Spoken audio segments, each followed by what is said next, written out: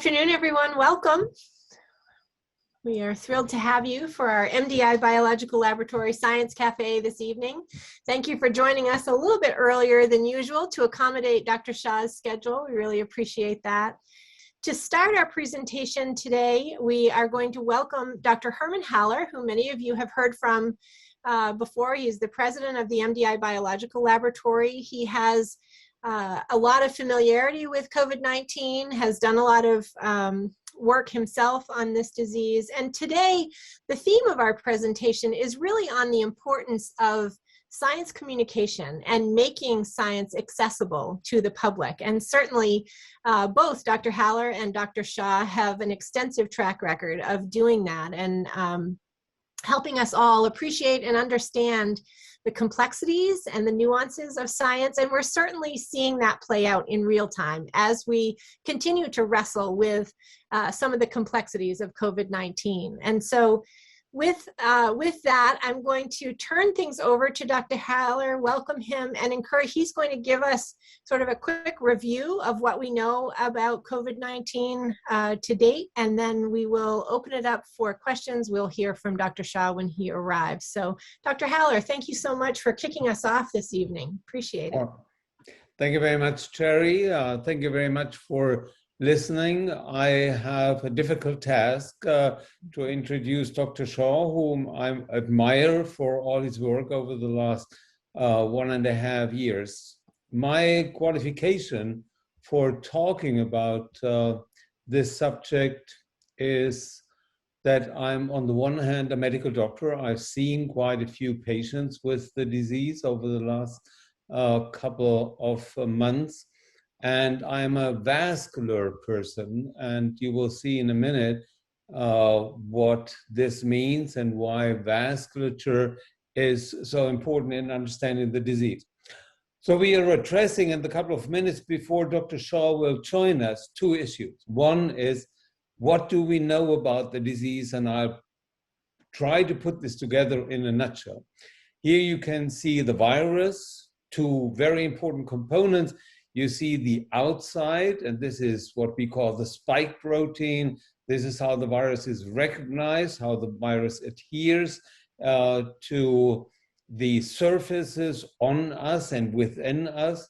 And then in between, in the virus, you see the replication machinery of the virus.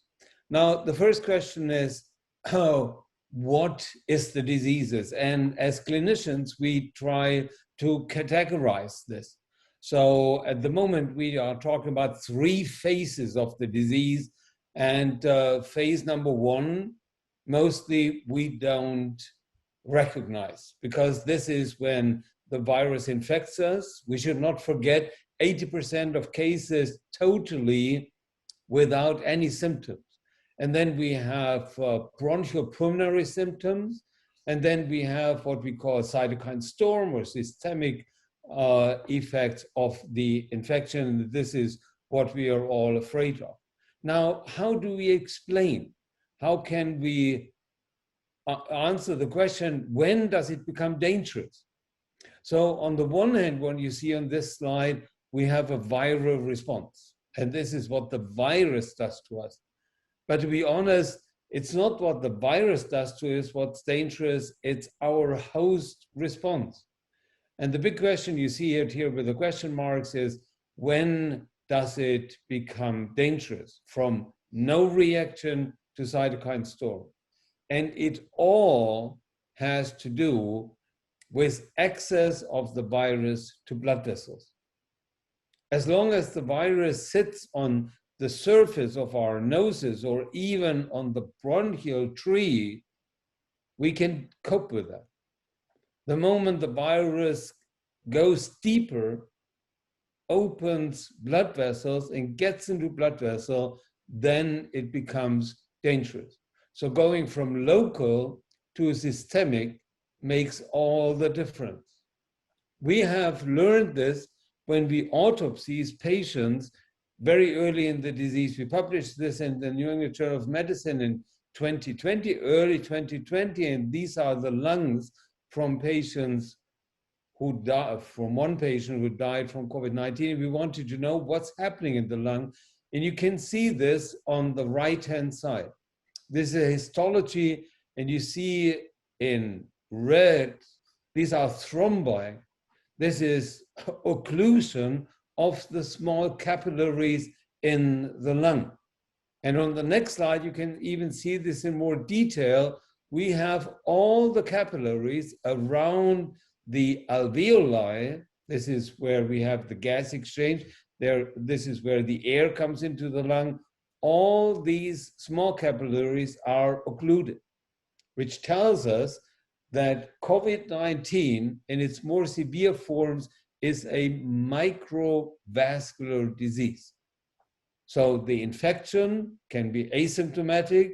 The bronchopulmonary infection is still worrisome, but the real problem is the capillary system.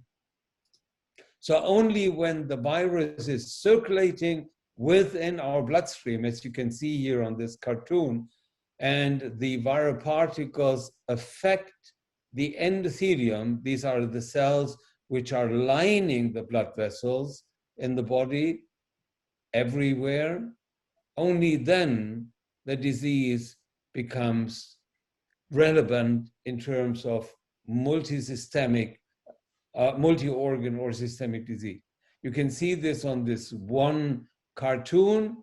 SARS-CoV-2, the virus, gets into endothelial cells, gets into the vasculature, and then into endothelial cells. And this explains all the complications we have. It first leads to high blood pressure, it leads to neurological disorders, it leads to kidney disease, it leads to thrombosis, and it leads to thrombosis in the lung. So when our lungs are severely affected, it's not so much because of the bronchopulmonary infection, it's more because we are already suffering from systemic disease, from multi-organ disease.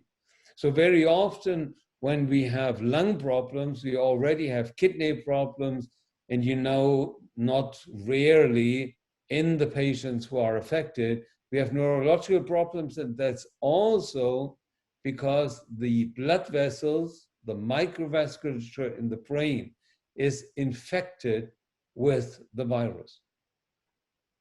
And even the long-lasting effects of COVID-19, or I could say especially the long-lasting effects, are because of microvascular disease. I have seen this, and I've seen lots of patients in years before with microcirculatory disease, and they all suffer from a variety of problems, and those are listed here. So the lasting impact on COVID-19 can be depending on which vascular system is affected. Can be cardiovascular, the respiratory systems. You know, some patients for a long time have problems breathing, especially when they are active. The kidney injury in some patients goes back slowly. We have muscular problems. We have general problems. So malaise, fatigue, and anemia, this is mediated by microvascular disease. And also, I've already mentioned this in the brain. The long-lasting effects on the microcirculation in the brain, they lead to impairments in mental health and the nervous system. I want just to remind you that even in other neurological disorders, such as Alzheimer's disease, the microvasculature plays a very important role. Gastrointestinal, skin disorder, this all has to do with long-lasting disease. So to understand the disease, we have to differentiate between the infection, which is only superficial, may lead to some symptoms in the bronchopulmonary tree, but then we get sick, and depending on which microvascular systems are affected, we have more severe disease. This is shown here. Here we have the entry of the virus. It's a complicated slide, I know this, into the epithelial cells of the bronchopulmonary tree. And then these cells secrete a lot of factors, and these factors then attract T cells, monocytes, and macrophages. And this immunological response is especially active in vaccinated people, because after vaccination, we have already primed our immunological system, so the secretion of these factors, once we see a virus, leads immediately to the recruitment of macrophages, monocytes, and T cells.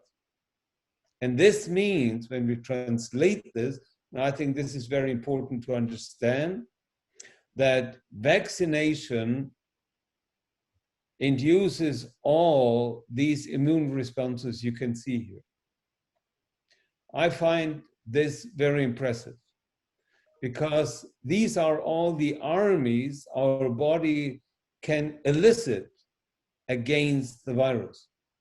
So there are interferons, there are NK cells, natural killer cells, there are virus-specific cytotoxic T cells, and you can see they all and there are antibodies, obviously, but it's only the whole concert. It's not antibodies alone. It's not the virus-specific cytotoxic T cells.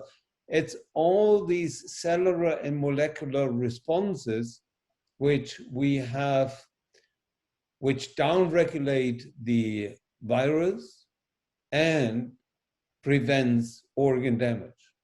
And you can see here when we have a very active immune system, and this happens when we are vaccinated. When we are not vaccinated, we also can activate our immune system, but it takes longer. And during that time, we develop high titers of the virus, microcirculatory damage, and accumulating tissue damage. These are the important messages. Here you can see the virus again. So the virus itself is covered by spike proteins. And I've talked briefly about the spike proteins which recognize the surface of both bronchopulmonary cells and endothelial cells. We are trying to block these spike proteins. We have generated empty shells of viruses, and we are using these empty shells to find new medications to prevent the entry of the virus. But since we are working on this still at the moment, and I think we all understand this, vaccination is what it needs in order to prevent the entry of the virus into the microcirculation. Last but not least, I think it's very important to understand what a breakthrough infection means. After my explanations, it is relatively easy to understand that especially a Delta virus can easily get access to the bronchoepithelial cells even in infected patients, in vaccinated patients. So an infection can happen even when you're vaccinated. But this is not a big problem, because you may have some bronchopulmonary symptoms, but because you're vaccinated, this second phase, the microvascular disease, will not take place in the majority of patients, in almost all of us. There are very few where the vaccination has not led to immunization, and these are still patients who have a problem. But in most of us, you have what we call a breakthrough infection, but it's only a breakthrough on your bronchopulmonary epithelium, and it's not a breakthrough into your microvascular system. So once you're vaccinated, the infection is not the problem, but you are protected because your armies are waiting there. And these waves you have seen here, they will all attack the virus, even if the virus is sitting on your bronchopulmonary system. So once you're vaccinated, don't be afraid of an infection, even one you can see with PCR. And we should wear masks to protect others so that we not spread the highly contagious virus. But the breakthrough infection does not mean that the virus will get access to your microcirculatory system. And this means that with the vaccination, you're not protected from a superficial infection, but you're protected from systemic disease. I think, Jerry, my time is up. Yes, you have a few more minutes if you want to expand on any of those thoughts. And I do have one question that's come in, if you're ready for that. Okay, I'm ready for that. Okay, so Sue asks, I read that variants like Delta occur because the virus is trying to take hold in a vaccinated person but can't, so it mutates. Can you speak to that idea? That could be. I mean, the virus is a clever little fellow. I mean, the virus tries to get into us because he needs the host for replication.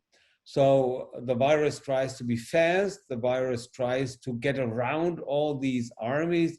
You can see here on the screen at the moment, and the virus will do this for some time. Sometimes they just get tired of doing this and they disappear. This happened with the Spanish flu in 1918, 1990. After a very deadly toll on lots of patients, the virus disappeared and didn't come back in this form. However, the Delta virus and perhaps other variants, which we will see in the next couple of months, they are not escaping the immune response, but they can get their spikes into the surface of our bronchoepithelial cells. It may well be that we will have other epsilon, etc. variants, which are even more effective with that. This means the vaccine will still cover us, but wearing masks in order not to spread the virus, especially to non-vaccinated and to children.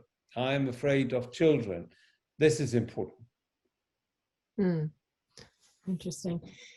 So if there are other questions for Dr. Haller, please feel free to type them into the chat and we'll make sure to convey those to him. But in the meantime, Dr. Haller, I'm wondering, you know, as we see these variants come through, and obviously the one that is getting the most attention these days is the Delta variant, is it your feeling that what does that trajectory look like? Will we continue to see a lot of more and more contagious variants, or is this something that kind of, like you were saying with the Spanish flu, might sort of begin to slow down after a period of time?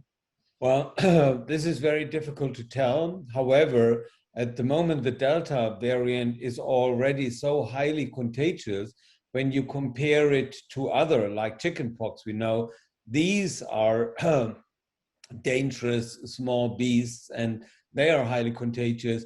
There is not that much what the virus, the COVID, the SARS-CoV-2 virus can do in order to increase the effectiveness, how to affect our epithelial cells.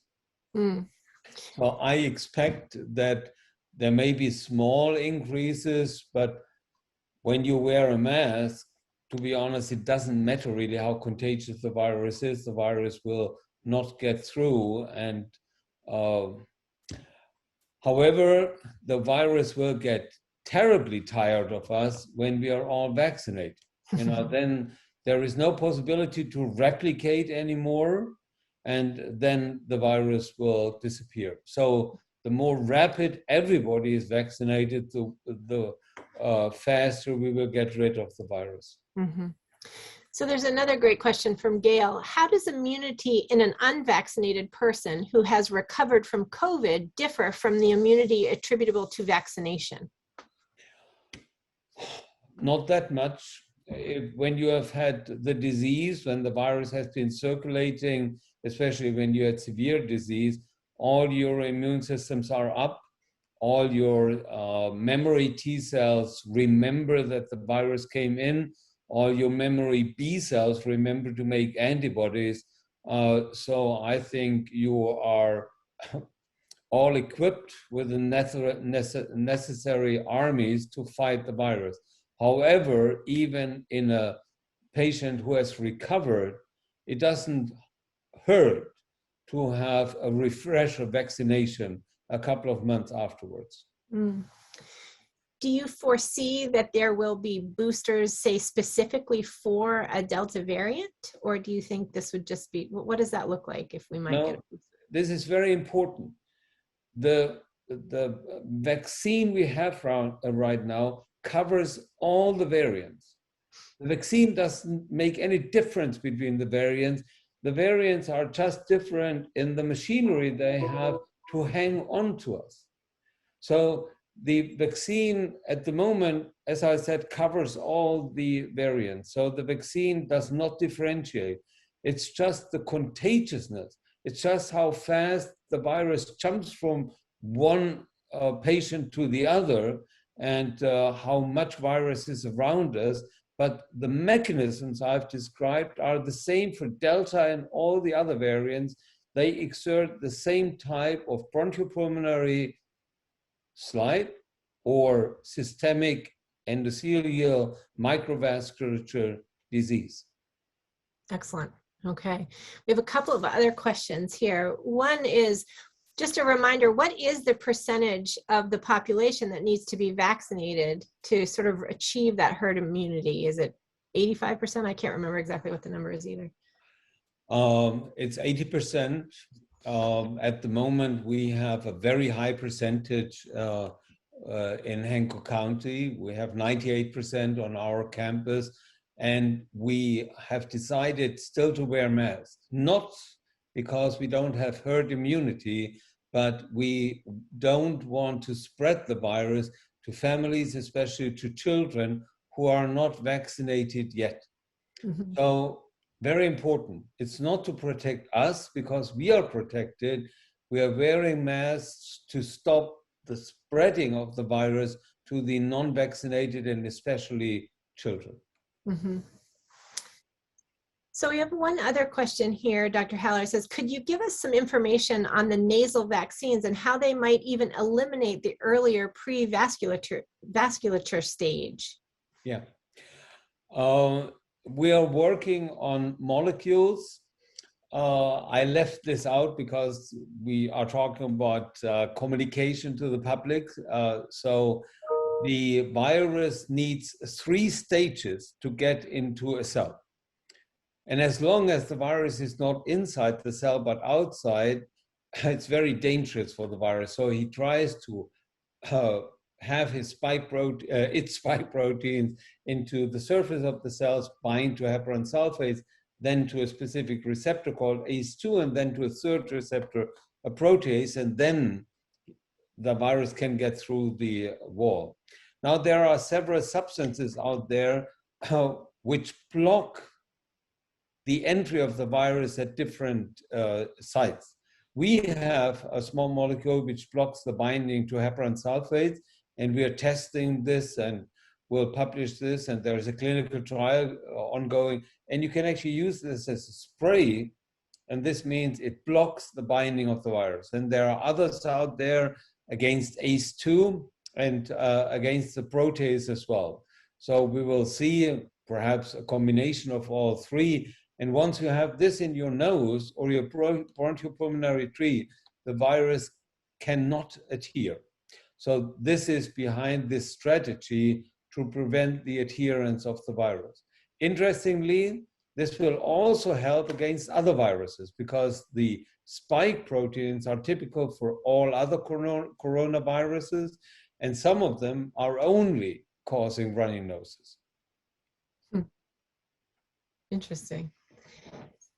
There's another question here. Do we know how many variants there currently are of the COVID-19 virus? Lots of them, really lots of them. We have dozens of variants, but we are talking about 6 variants which are important because they differ in their infectiveness for patients. Mm-hmm. And the Delta variant is the fastest, and this explains to you why the Delta variant is now present and the predominant strain in all countries, because it's so effective. The poor neighbors who have not developed the Delta variant, they are just not fast enough to infect the host. So the viruses are fighting between them, and so far the Delta variant has won. Most effective gold medal winner infecting patients. How timely. Excellent. So, in preparation for Dr. Shah joining us, Dr. Heller, I want to just talk a little bit about science communication. I know, that's something that here at the MDI Biological Laboratory, obviously, we spend a fair bit of time talking about absolutely with our young students and our early career scientists. And I'm just curious, your thoughts in terms of, particularly in a situation like this, where we're dealing with a complex virus. Our understanding is evolving, and it seems to me that we have both a unique opportunity, I think, to help people understand what's happening, but also some challenges because the information is changing, our understanding is changing, and so that sometimes makes clear communication a little more difficult. Well, this is very important. You may have realized, and I mentioned it in the beginning, I have not shown you original data because it's too complicated and it needs too much explanations. Even these graphical, and the one you see in front of you is terribly complicated. But these are the graphics which actually make the disease in our brains. When you think about how do you think about COVID-19, it's in pictures. It's not so much in data, but in pictures. So how many, we are going up with numbers, we're going down with numbers, infection rates, etc. And to reflect which pictures we need in order to tell you the story. This is what we are also actually working on at MDI-BL. Our students prepare graphical abstracts. So we have complex messages, and to break this down into illustration, which are, first of all, correct, but secondly, explanatory. This is a challenge, and especially in days like ours, where we have such complex data. The amount of data is staggering. We are doing now experiments where we have more than 10 million data points per experiment. Different cells, expression profile. This is very difficult to communicate. Even for students these days, it's difficult. And to condense this in a way which gives the right message to you is very important. COVID-19 is a very good example. We all recognize a coronavirus now from far away. Mm-hmm. I mean, these spikes, everybody knows that's a coronavirus. So that's good communication. Right. The endothelial cell surface is a bit more complicated. Microcirculation, what I use now very often, is something which would be worth a lecture. However, if we have the right graphical work for that, that would be very helpful. And you need training for that. You need educated people. You need lots of discussions. And I'm showing my slides to other people, not that often. If I would have shown it to our crew who does communication at MDI-BL, perhaps they would have been better understandable. Well, that's always a good, a good plan of attack. Listen, Dr. Haller, I'm going to ask you to stop sharing your screen now. Dr. Shah has just joined us, and so I would love to welcome him and give everyone a chance to hear what he has to say. Dr. Shah, thank you so much. I'm so glad you just took a swallow of your Diet Coke, because really we couldn't have this without it. Oh no, right, you switched. Yes. Now it's colder. Okay. In any case, thank you so much for spending a little bit of time with us this afternoon. I am certain this is an extraordinarily busy time for you. I think when we put this talk together, we were thinking we were totally going to focus on science communications and maybe do a little look back and lessons learned, but here we are, not at all letting up in terms of some of the, the dynamic situation with COVID. So welcome. I want to just quickly introduce you to Dr. Herman Haller, who's the president of the MDI Biolab, and who has just given us a wonderful overview, kind of a reminder of COVID and sort of the role of the vaccine in preventing systematic infection. So with that, I want to just sort of open it up, really, because I know folks have a lot of questions of you, but before we do that, I want to just express our appreciation for the incredible job that you have done in terms of communicating this very complex situation to not only the people of Maine, but for folks everywhere. And so we owe you a huge debt of gratitude for your really just steadfastness in doing that and being a source that people everywhere trust. So thank you for that. Really, really appreciate it. Well, it's a pleasure to join you all today. I'm so delighted to be here. And you're right. I too, when we were first plotting this out, I thought it would be a chance to take a look back and what can we do better in the next pandemic. But sadly, we are still in this. So, Dr. Haller, I am your guest, so I will go in whatever direction you wish. A Q&A always works. There's never a downside to that, but if folks are interested, going on the theme of science communication as well as mathematical epidemiology and statistics, there has been something that's been on my mind a lot lately that's come up with surprising frequency just in the last 72 hours. It's a variation of Simpson's paradox. And I'm happy to take a minute just to walk through that, or I'm happy to take questions. Well, if you have a choice, both would be great. we can do both. Given the audience this evening, I think a discussion around some very interesting misapplication of statistical models and methods that is unfortunately generating a lot of misinformation. I think it would be an interesting discussion. I have a couple of slides which I will share, but I will not dwell upon them much. I only offer them to frame the discussion. I started thinking about this on Friday night because I started seeing two distinct threads of misunderstanding of COVID starting to arise on social media. The first was people saying, well, wait a minute, 50% of the people in the hospital with COVID-19 are fully vaccinated. How could that be? You told us for months the vaccines keep you out of the hospital, but now you're saying 50% of the people in the hospital are vaccinated? That was one strand. The other is an interesting series of observations people made in connection with an MMWR that came out on Friday, a summary of an ongoing outbreak associated with a large series of gatherings in Provincetown, Massachusetts. Mm-hmm. And for those who read the piece, you may have stood out to you that 74% of the cases were fully vaccinated. Oh my God, does this mean that breakthrough cases are on the rise? What is happening here? And both of those are fundamentally mathematically wrong analyses, but it takes a little bit of time to walk through why.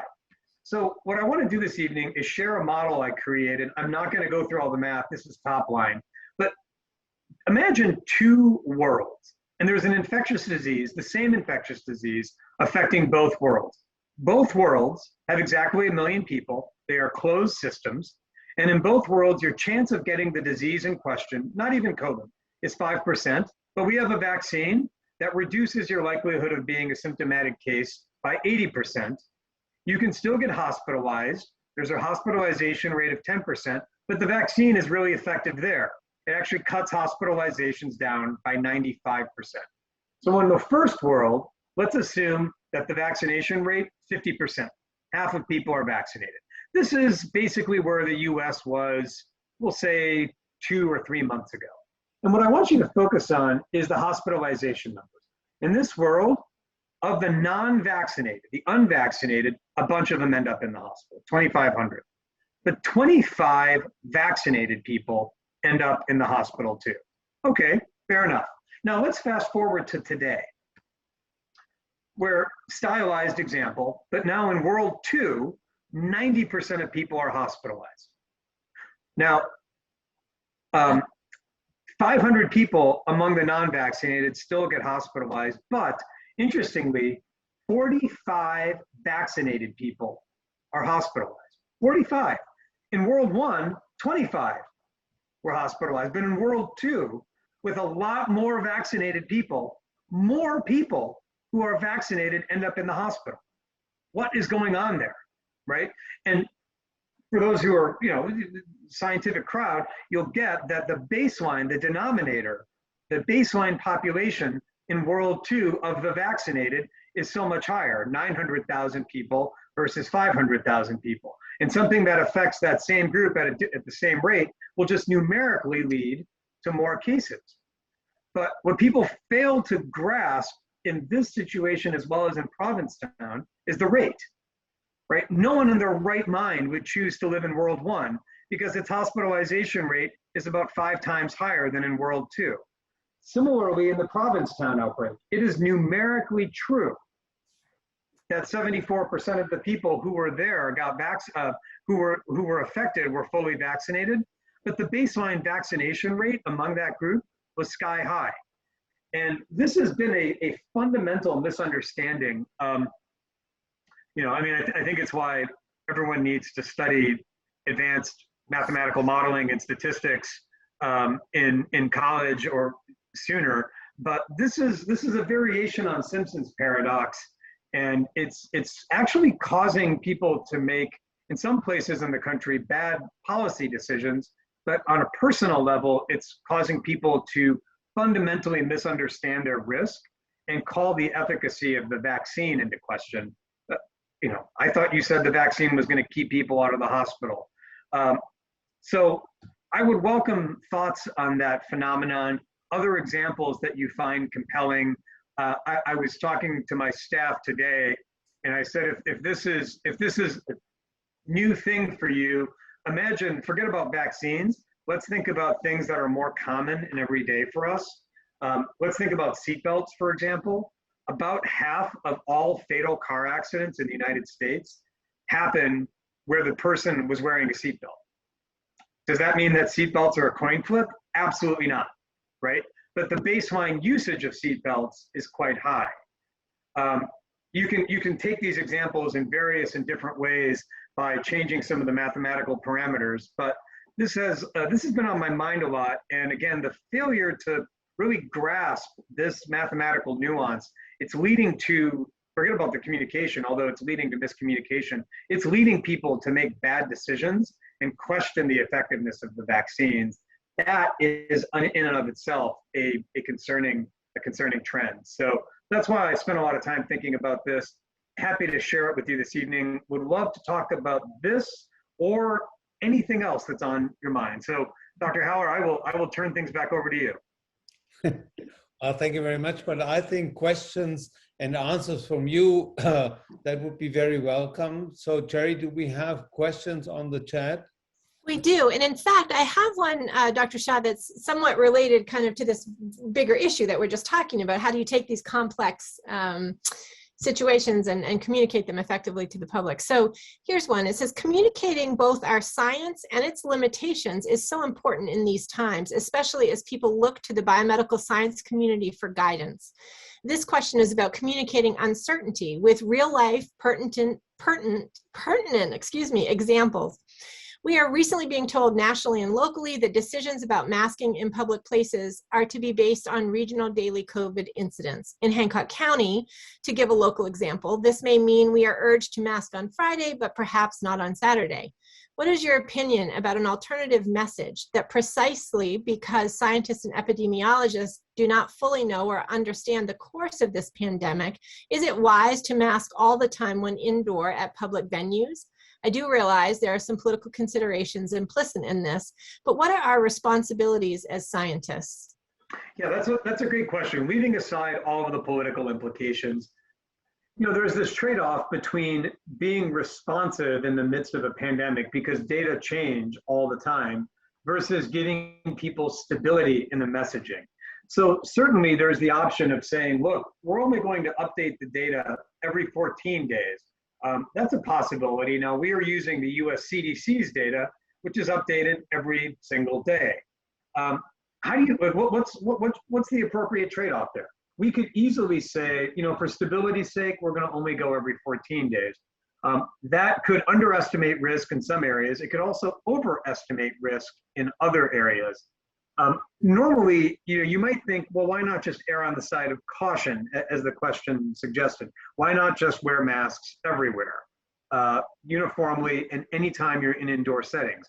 Well, let's bear in mind that the risk that we're guarding against here, I think has been lost a little bit. The risk that we're guarding against here is that a fully vaccinated person could encounter a virus in the wild, acquire that virus, have it replicate within the body in the nasal passages, maybe causing a clinical infection, but maybe not, maybe just a subclinical expansion of the virus, and then that person inadvertently passing it on to someone who's immune compromised or under the age of 12.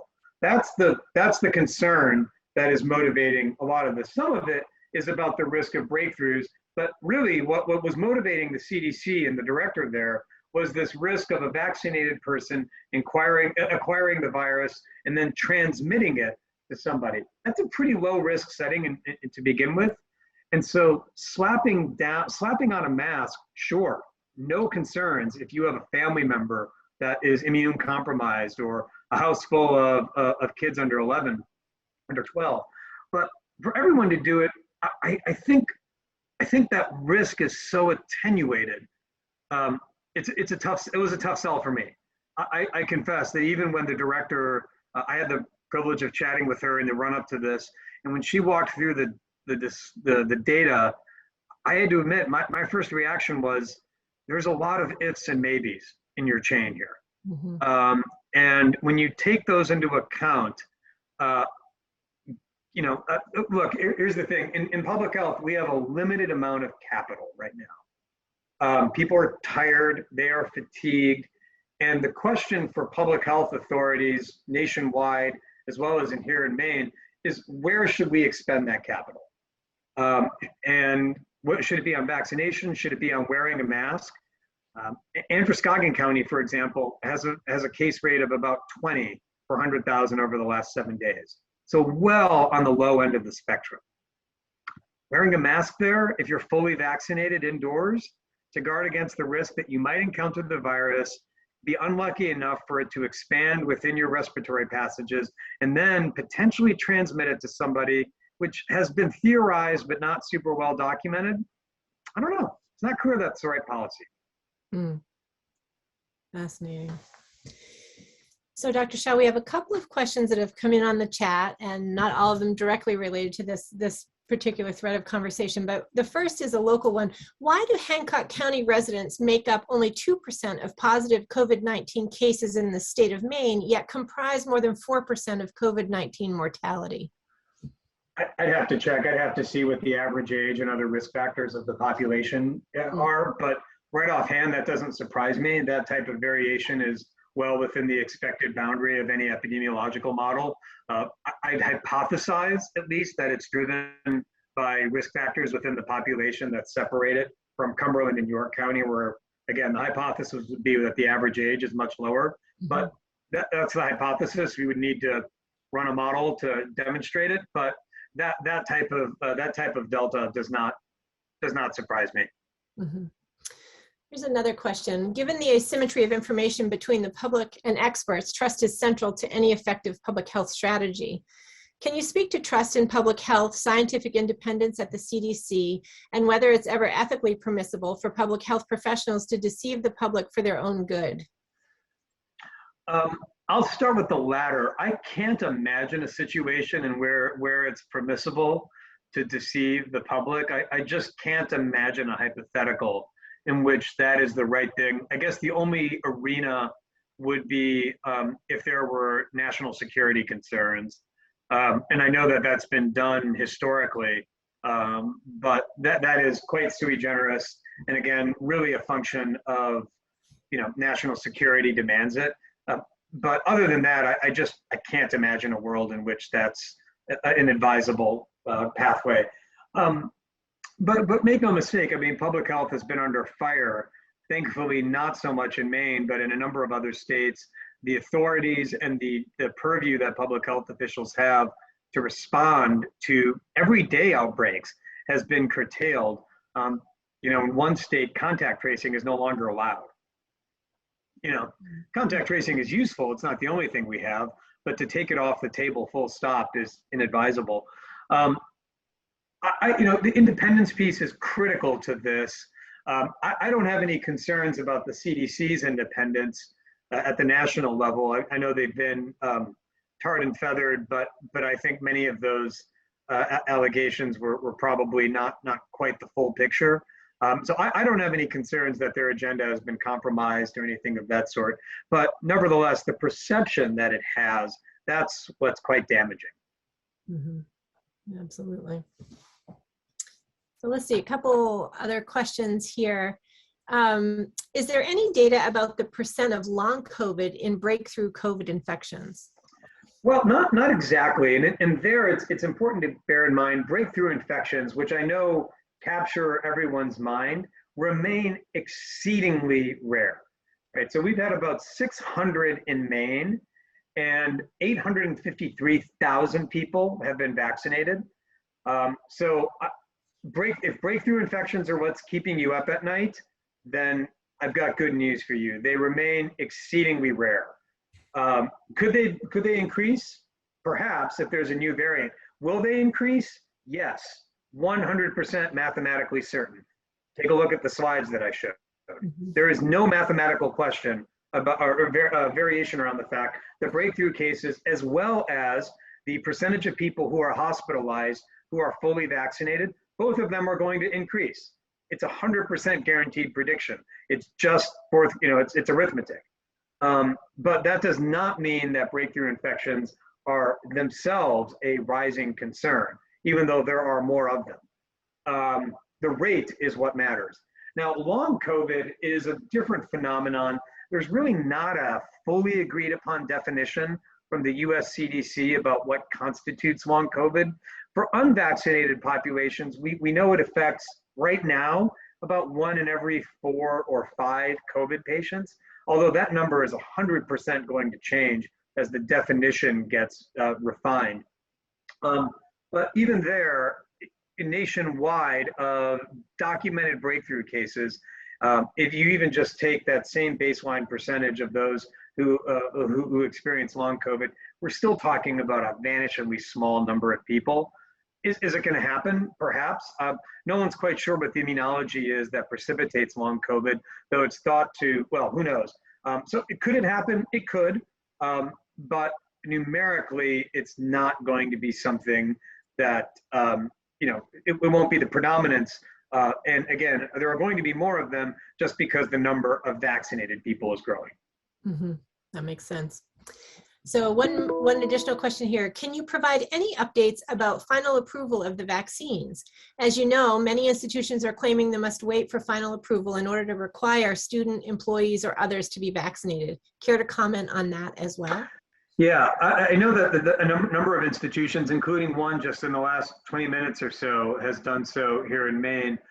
It's not legally required that they wait. Indeed, 2 federal judges have weighed in on this issue, and a full BLA is not required for an employer to make this a condition of employment. And again, district court judges, as varied as in Indiana and Texas, have weighed in on this.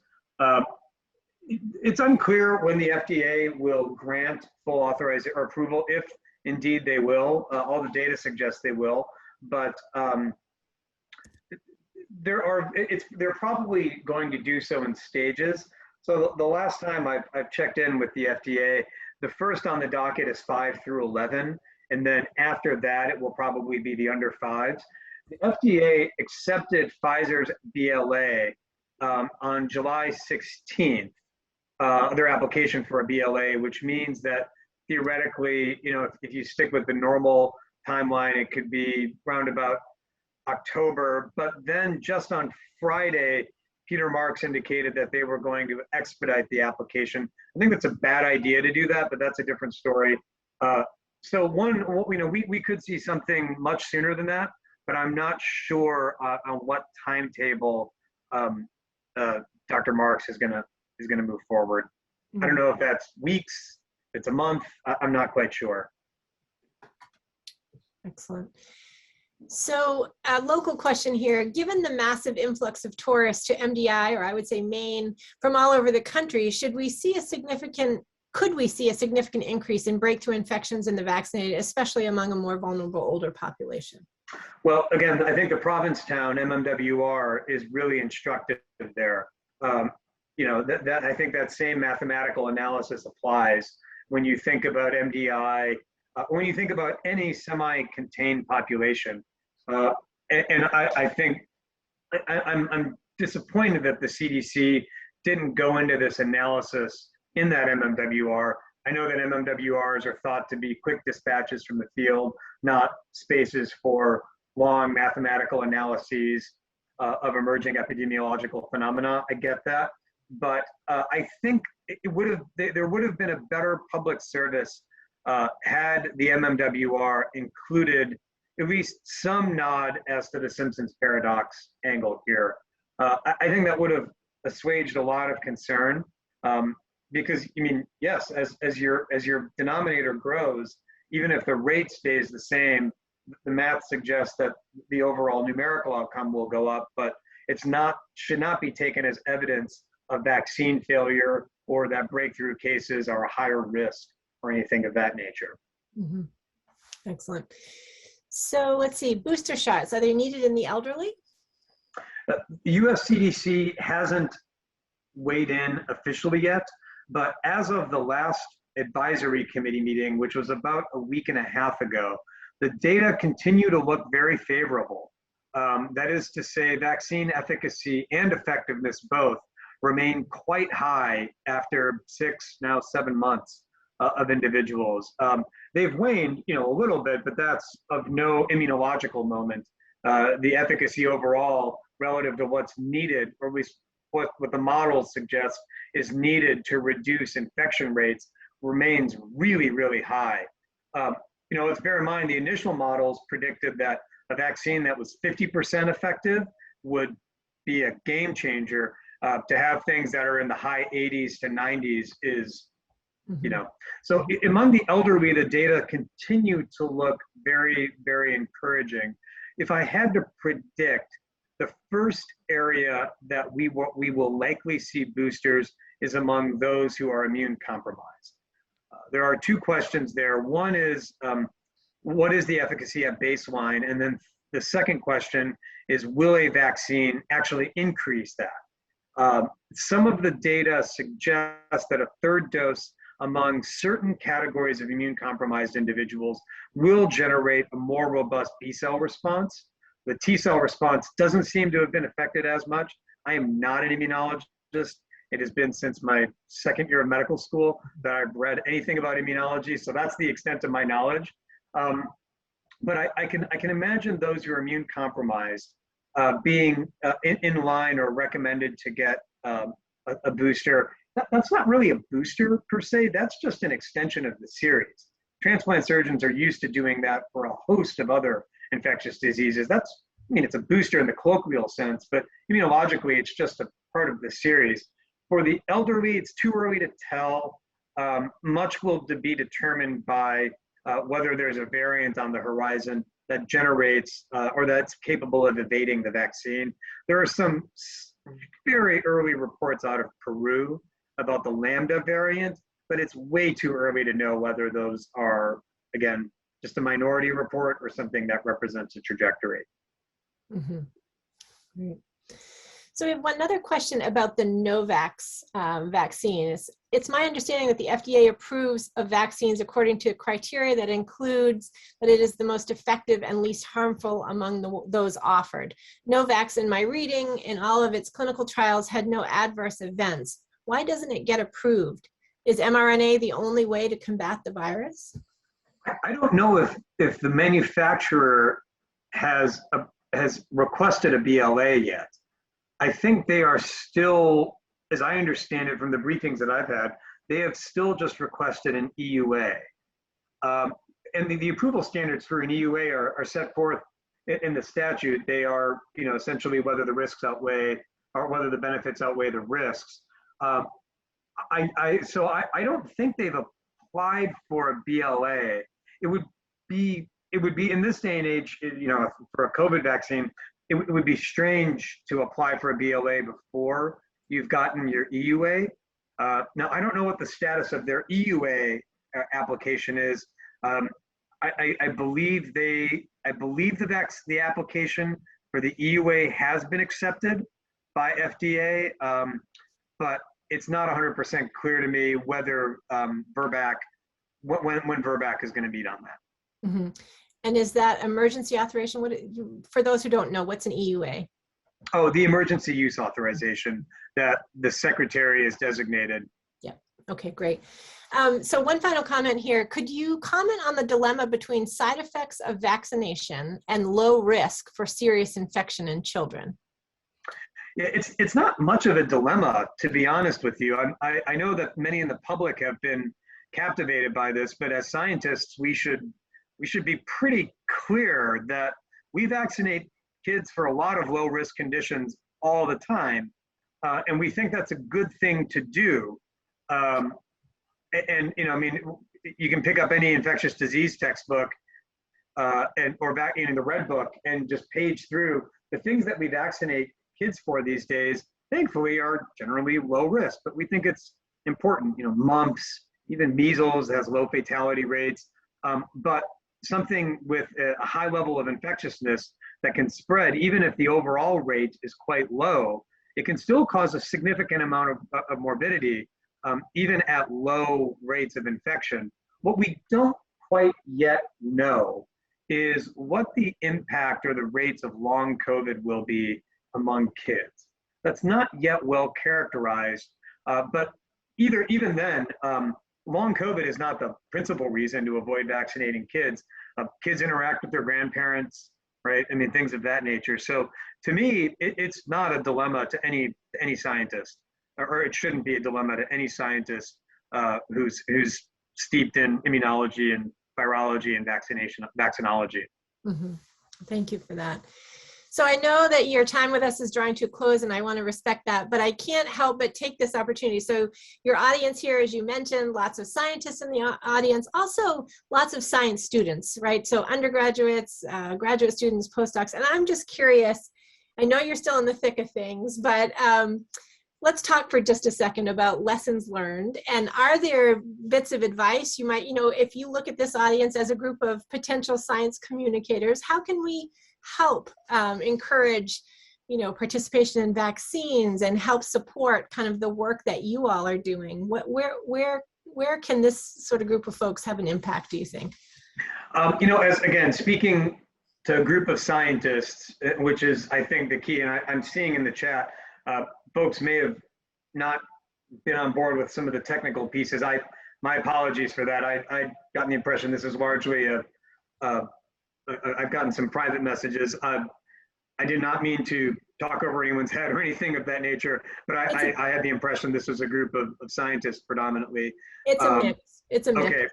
Okay. Hence the references to B-cell immunity and things of that nature. But to answer your question, the key there is community level engagement. Without that, much of the work that scientists do remains mysterious to many and cloistered.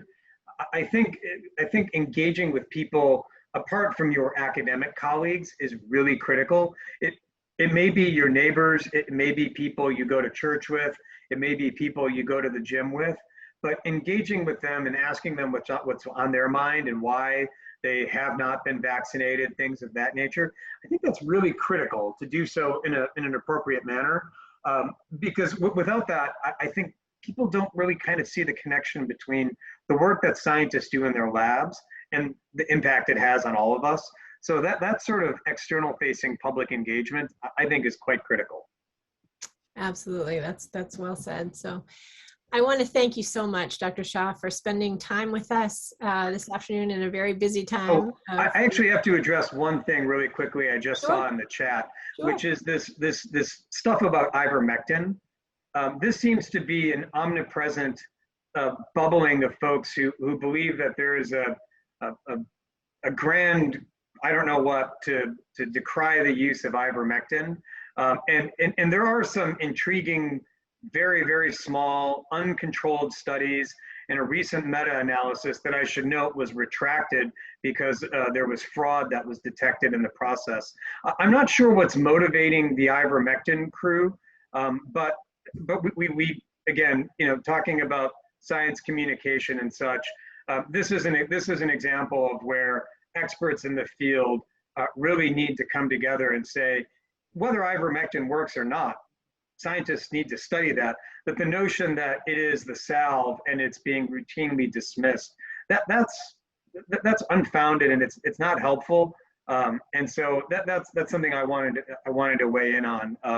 If ivermectin in a large, well-controlled, adequately powered, randomized, double-blinded trial actually does reduce hospitalization rates, let alone other endpoints, all the better. It hasn't so far in trials that meet appropriate gold standards, but if it does, then that's great. It hasn't so far, and so we, as scientists and communicators, we got to kind of start calling it like it is. Wonderful. That's great. Thank you so much. Dr. Haller, any last comments? No, I want to thank you very much. It was great. Lots of answers to our questions. And thank you very much for joining us. Once more, great job over the last 1.5 years, over the last 2 years. We all approve. This was wonderful. You're a great team together with the governor. I think you're better than Simon and Garfunkel together. That's very, very kind of you to say. Excellent. So have a good evening, everyone. Wonderful. Thank you so much. Mm-hmm. Thanks to all of you for joining us this evening. And we look forward to seeing you at our next Science Cafe. And in the meantime, stay healthy, stay safe. And thank you all very much for joining us.